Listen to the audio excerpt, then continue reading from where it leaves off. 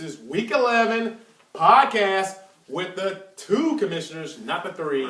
The bad guy here. Bang, bang, bang. And me and the other one had a birthday party to celebrate, so he won't be attending tonight.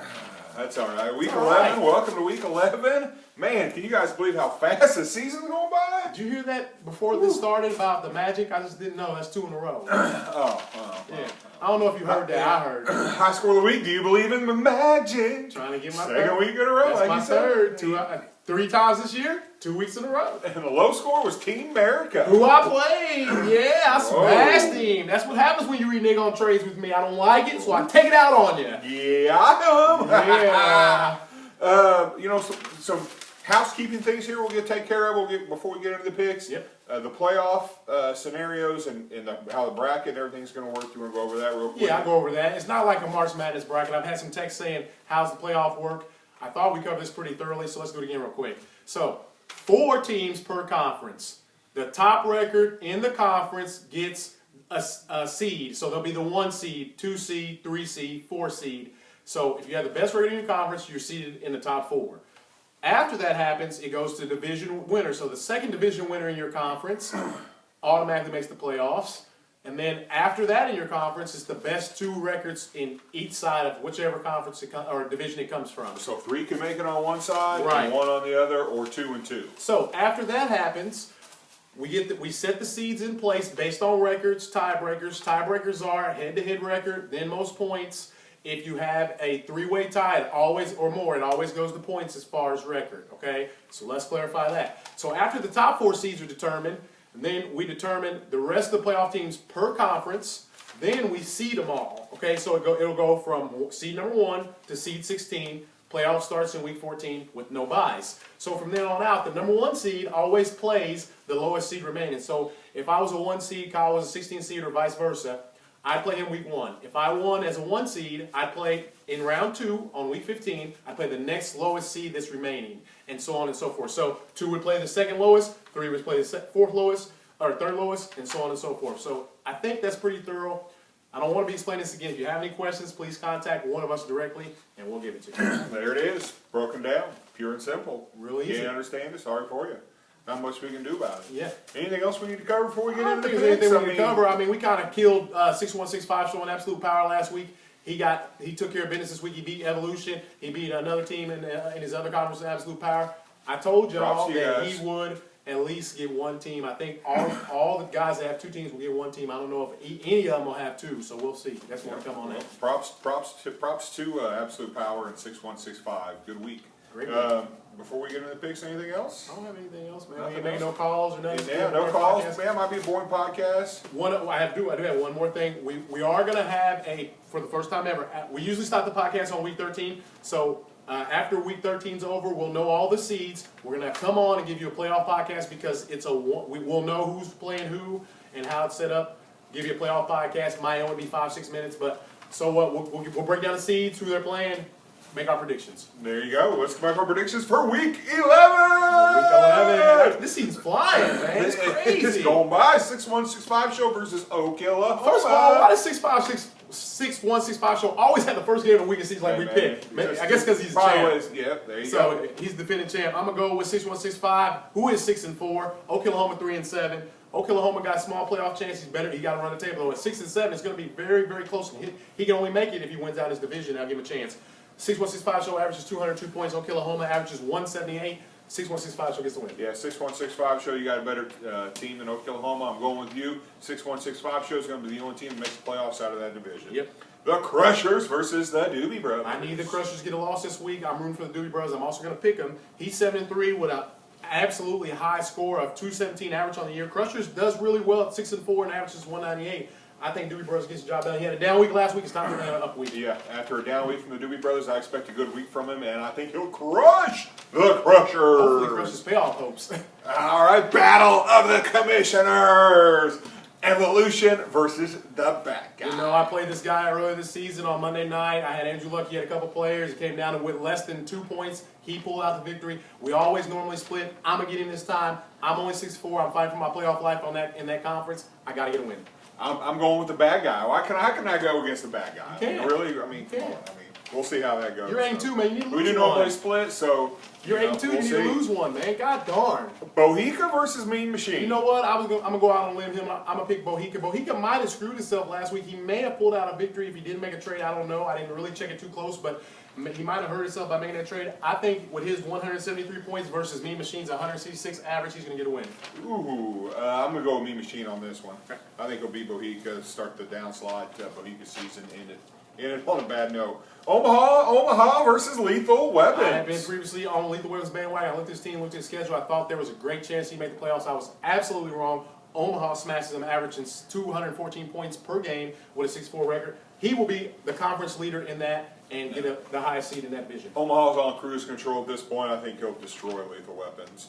Off in Church versus the Hobo Zombie Vikings. This is going to be a very close match. I've been looking at those teams a little closer. I know that Offin Church has won 4 in a row, which is surprising. That Offin Church is really seriously competing this year. He's got a 7-3 record. I can't believe when I saw that. I was like, wow, he's 7-3. So he's going to beat the Hobo Vikings. I normally don't. It seems like I always pick this the Hobo Vikings. That's not intentional. I'm just looking at your matchup. You're 5-5, and Offin Church is going to win this week. I'm going to go with Hobo Zombie Vikings. I think he'll beat Off in Church.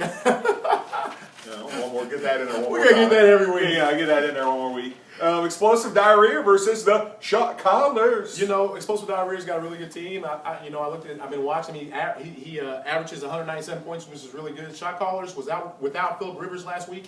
I think that he will come back with Rivers this week, have a good week. He Shot was Callers. without Philip Rivers 2 weeks ago, too. Yeah. Yeah, when he got minus. Somebody was out Andy Dalton this week. A whole bunch of teams were. But believe it or not, they had the same record. Although the Explosive Diarrhea averages 197 points a game, Shot Callers 187. I'm going to roll with Shot Callers this week. I'm going to roll Explosive Diarrhea. I picked Explosive Diarrhea to be the toilet bowl this week. Was wrong, Yep. so my apologies. Not always right. That's why I'm the bad guy. But, I'm going to go with him this week and see what happens. Beat the Shot Callers. All right. Hardcore versus Turn Down for What? You know, Hardcore being 3-7, averaging 203 points is unheard of. 203 points a game and 3-7. That's just Can you horrible. believe that? Horrible. Turn down for Watt's going to be starting Ryan Mallett this week, and without no DeMarco Murray, he has no chance of winning. Averaging 184 points. He's 5-5. Hardcore gets a win. He'll be 4-7 after this week. Hardcore, I think, will be 4-7 too. Probably end up 6-7. Maybe just missed the playoffs. Maybe just missed the playoffs. But I'm going with Hardcore in that matchup too. Power and Light versus the Mile High Club. You know, we thought Power Line was done last week. He showed us wrong. He scored over 200 points. Good job on that. He averages 194 points. I think the Mile High Club's playing at a real high standard right now. He's doing really good. He's going to win. Tom Brady's done turned the season around. Imagine this: Tom Brady went for DeAndre Hopkins in a trade this year. Tom Brady, straight up, was offered for DeAndre Hopkins and accepted. How can that happen? Poor mismanagement. Mile High Club wins. Yeah, I'm going to go with Mile High Club too. Both his teams are on cruise control. Yep. Like how they're looking. They're playing well at the right time. I'm going with them. OK Ballers versus Absolute Power. If my memory serves me correct, my paperwork says they're both 5-5, which I find that hard to believe. Charles, who went to the World Super Bowl last year against Absolute Power or 6165. This is going to be a matchup that's going to be crucial for that conference. I think that Absolute Power gets a win. He averages 196 points, just a little bit better than OK Ballers, who can't seem to get it done. He's going to be 5-6. He's lost 5 in a row or 4 in a row, 4 or 5 in a row after this game. He's going to lose this week. Absolute Power wins. I'm going to go with OK Ballers. I don't think Absolute Power is going to get 2 teams in. I think something will happen, and I think this is the start of it. Okay. The Coochie Mashers versus Colossal Connection. Coochie Masters took a hell of a beating last week at the hands of Wayne. He averages 201 points and is 5-5. This league has been crazy this year, so much parity. I'm going to go with the Coochie Masters Colossal Connection. As I told you last week, is done. 2-8. He's done. Turn out the lights. He's gone. Turn out the lights. I'm going with the Coochie Mashers too. Colossal Connection. I picked you a lot this year and just didn't come through for me. I'm off, man, off the bandwagon. Foz versus Pain Incorporated. I was rolling with Foz. I said last week I'm starting rolling with Foz. His team looked good, and then he laid a fucking goose egg on me. So I'm going to roll with Pain Inc., who's 6-4, averages 188 points. Foz does average 196 points. It's 5-5. This is going to be a close matchup. I'm going to pick Pain Inc. by less than 20 points. I'm going with Pain Inc. too. I think Pain Inc.'s going to win. I think beat Foz. I think Foz is on the downslide. Pain Inc. will have a game or two here. We'll put him in a little more contention, but we'll see. Like Father, Like Son versus Do You Believe in Magic? This is 2 teams that unfortunately is going the opposite way. Fortunate for me, unfortunate for Like Father, Like Son. They have lost a crazy 8 in a row. I have won a crazy 8 in a row. Sooner or later, the Magic might slip up. I'm just hoping it happens before playoff time. but not this week. I averaged 225, 194 for Tyler, and like father, like son, which is a very good point total, but 2-8 just ain't gonna get it done against me this week. I'm going with Magic. 8 in a row. That's enough said. I want to run the table. Enough said. Highest point scorer in the league, I believe. Yep, I am now. So there it is. Let's see. LeVar's Legends versus Army of One. I'm gonna go with Army of One. I think he's gonna have Breeze and them represent this week and get the victory over LeVar. I'm going with LeVar's Legends. Just kind of an upset. Don't think there's a real reason to pick him other than sometimes things just happen. Just happened. This is going to be my upset of the This week. ought to be an interesting game. Jamal Apenya versus Team America. Team America took a handily butt whooping against me last week. Man. Doubled his score basically without Andrew Luck. Andrew Luck comes back. He will beat Jamal Apenya, who had a bad loss on Monday night to Team Thompson. I was surprised to see that. I thought that game was over. I had looked at the scores. Team Thompson pulled it out. He's going to get beat this week. This just ain't Jamal Apenya's year. Sometimes that's the way it is. Yep, Luck Team just America. ain't on your side. Team I'm America. going to go with Team America too. Team America, man, you come back from 120 points, 125 points this week with better point scoring, and I think you'll get the victory. Team Thompson versus Pigskin Racing. We told y'all last week on the podcast we seen a trade that Team Thompson could potentially make to put him over top for last week's game, which happened. This week he's going to struggle against Pigskin. Pigskin's got fired. He's going to be second person in my NFC division to make it out. I think Pigskin Racing gets a win this week. It's going to be a very close matchup. Thompson improved his team. I just don't know if it's enough to beat Pigskin this week. I think Pigskin Racing's going to win. Ron's came back in the league with quite a fiery fire up in him and proven himself. Wish you'd have been here the whole time. Yeah. That's all right. Glad to have you back. Yeah. I think he gets the victory this week. Man, when you got anything to say, I know we're done with the picks. What about the trade deadline last week? There wasn't Trade a whole lot deadline of was action. kind I of was uneventful. surprised. I mean, there were some, probably some text messages, Yeah. some trades that were sent out, but a lot of people were just rejecting. There weren't really any counter offers, things of that nature. Kind of disappointing, to be quite honest with you. Yep, I expected to see a lot more action. I think I pulled a trade at the deadline. I tripled a trade the day before, or the Sunday before. But there wasn't really a whole lot of action this year. I think a lot of people are set with their teams. But if you look at the standings, man, there's a lot of parity, man. Everybody's 5-5, 6-4, 7-2. So this is going to be a strange That's year. part of it. It's It is going to be a strange year. There aren't a lot of strong running backs. Yeah.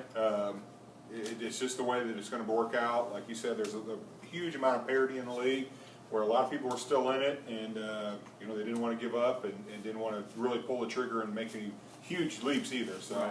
Maybe that goes to show you that when we set the conferences up, we set them up very competitive. So that way, if you look at the conferences, there's a lot of good teams bunched together. Don't get me wrong, there's a couple teams at the bottom that probably shouldn't be, but they are. But when we do take our time and look at these conferences very closely, try to get competitive people in the same conferences. Some of that's just the way you go. Yep. I pulled a trade last week. you got to pull a trade to win this league. This league has never been won, and I don't think it will be won by a team that hasn't pulled at least one trade. Even if it is kicker for kicker. There you go. That's it for the Week 11 podcast. Good luck. Yep, good luck. Peace.